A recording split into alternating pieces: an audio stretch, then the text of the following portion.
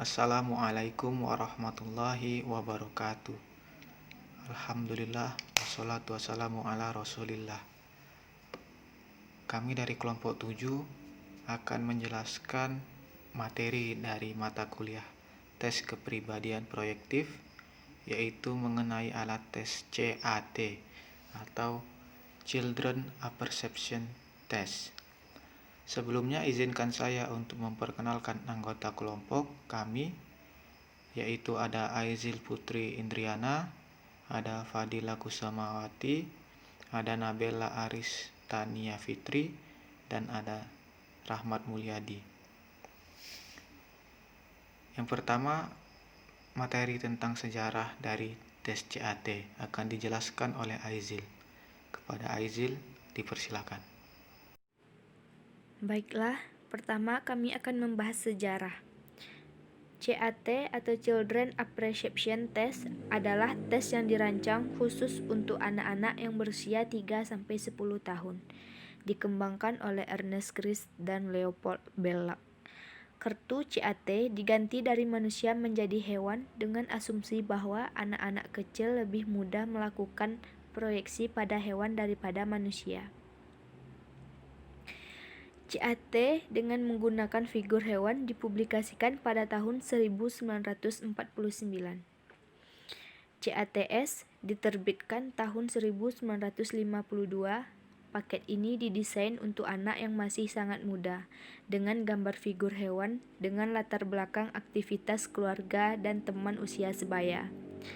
Tahun 1965, Belloc menerbitkan CATH yang menampilkan figur manusia dalam situasi yang analog dengan gambar-gambar pada versi hewan. 1966, Samiko Marui mengembangkan CAT untuk digunakan di Jepang. Uma Cowdery menghasilkan adaptasi untuk India. Tahun 1975 diterbitkan versi Filipina atau PACT. Di Cekoslovakia juga dikembangkan CATO. Tahun 1974 di Indonesia dikembangkan adaptasi Indonesia dengan menggunakan figur hewan.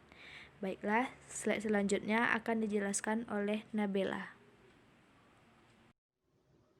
Baiklah, saya Nabela Aris Tania Fitri akan melanjutkan mengenai prosedur atau administrasi dari CAT.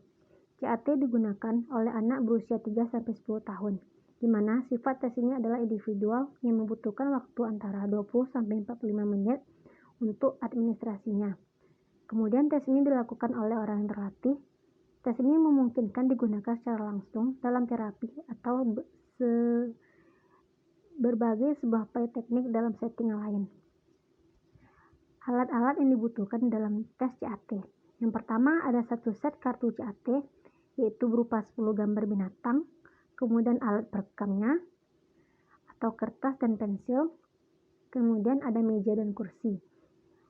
Di sini anak dan tester boleh duduk berhadapan atau tester duduk di sebelah kanan anak. Proses dalam melakukan CAT yang pertama, tahap awalnya kita melaksanakan raport yang baik, membangun chemistry dengan subjek. Kemudian tes kedua kita mulai memberikan instruksi. Kemudian pada step ketiga kita mulai melakukan observasi.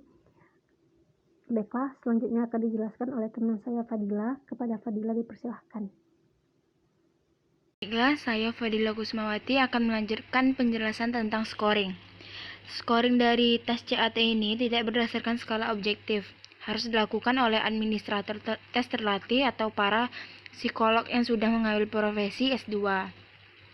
Jadi, psikolog yang bertanggung jawab untuk menafsirkan respon anak dengan cara yang koheren untuk membuat tes yang berguna sebagai teknik penilaian klinis. Disarankan praktek untuk psikolog untuk mendapat sejarah pribadi dan medis anak sebelum memberikan CAT. Dalam tes proyektif seperti CAT, tidak ada jawaban yang benar atau salah. Dengan demikian, tidak ada skor numerik atau skala untuk ujian.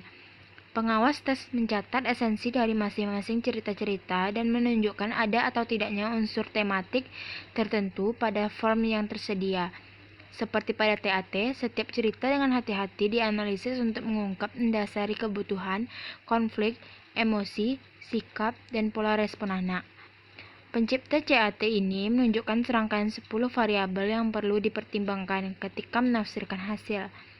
Variabel ini mencakup tema cerita utama, kebutuhan karakter utama ini, drive, kecemasan, konflik, ketakutan, dan konsepsi anak dari luar. Baiklah, selanjutnya akan dilanjutkan oleh Bang Rahmat. Kepada Bang Rahmat, dipersilahkan. Yang selanjutnya yaitu analisis atau interpretasi CAT. Dalam melakukan interpretasi CAT, variabel-variabel yang patut diperhatikan adalah 1. Tema pokok cerita.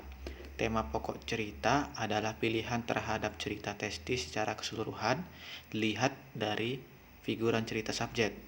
Dalam hal ini, umur dan IQ perlu diperhatikan karena semakin tinggi IQ atau umurnya, maka akan semakin kompleks ceritanya. Yang kedua yaitu adalah tokoh utama. Tokoh utama ini menyangkut pada tokoh yang dimenangkan. Tokoh ini merupakan refleksi dari diri anak. Yang ketiga, kebutuhan dan dorongan dari tokoh. Kebutuhan dan dorongan ini muncul dari harapan-harapan tokoh utama tersebut. Kebutuhan dan dorongan ini merupakan ekspresi dari kebutuhan anak. Apabila subjek sedang mengalami depresi, maka identifikasi tokohnya selalu mengalami tekanan-tekanan. Apabila subjek selalu menonjolkan sesuatu dan diulang terus-menerus, itu menunjukkan adanya suatu kebutuhan subjek. Apabila ada hal-hal tertentu yang tidak dikatakan atau padahal itu penting, itu menunjukkan adanya tekanan-tekanan pada dirinya. Yang keempat yaitu konsep tentang lingkungan. Ini tentang persepsi diri anak tentang lingkungan, baik yang tidak disadari dan adanya distorsi persepsi yang disebabkan oleh pengalaman masa lalu. Konsep pada lingkungan ini merupakan perpaduan antara hal-hal yang diinginkan dan kenyataan yang ada. Keadaan yang dimunculkan dalam cerita merupakan keadaan atau kebutuhan subjek. Misalnya, lingkungan dilihat sebagai tempat yang bersahabat atau berbahaya.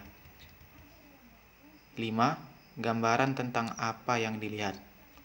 Bagaimana anak melihat figur di sekitarnya dan reaksi anak terhadap figur tersebut. Apakah subjek menanggapi dengan antusias atau acuh tak acuh? Apabila subjek tampak lemah, mengidentifikasi suatu tokoh, kemungkinan subjek sedang mengalami konflik, misalnya figur suportif, kompetitif, dan lain-lain. 6. Konflik yang signifikan.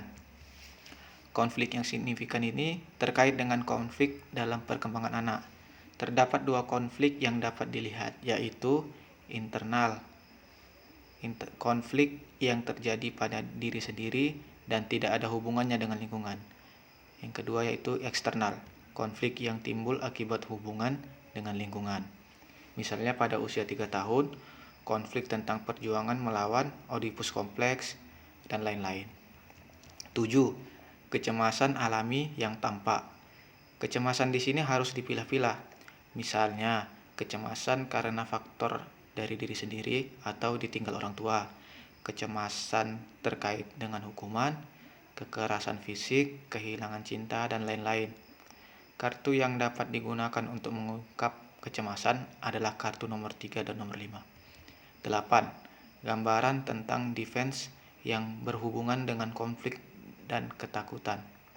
Tipe pertahanan subjek dapat dilihat dari tipe reaksi yang muncul dalam ceritanya saat menghadapi permasalahan. Apakah depresif, represif, agresif, atau escape. 9. Manifestasi dari superego tentang hukuman dari perbuatan jahat. Sejumlah perasaan superego subjek dapat diperoleh dari ceritanya. Misalnya, apa mampu mengakui bahwa tindakan salah pasti ada akibatnya. Apabila mampu, maka superegonya berperan. 10. Integrasi ego. Integrasi ego dilihat dari rangkuman seluruh cerita dari kartu 1 sampai kartu 10. Integrasi ego juga dapat diartikan sebagai level fungsi ego, bagaimana anak berkompromi terhadap dorongan dan tuntutan dari kenyataan. Baiklah, itulah materi dari kelompok kami mengenai tes CAT. Terima kasih atas segala perhatian. Mohon maaf atas segala kesalahan. Wabillahi taufiq wal hidayah. Wassalamualaikum warahmatullahi wabarakatuh.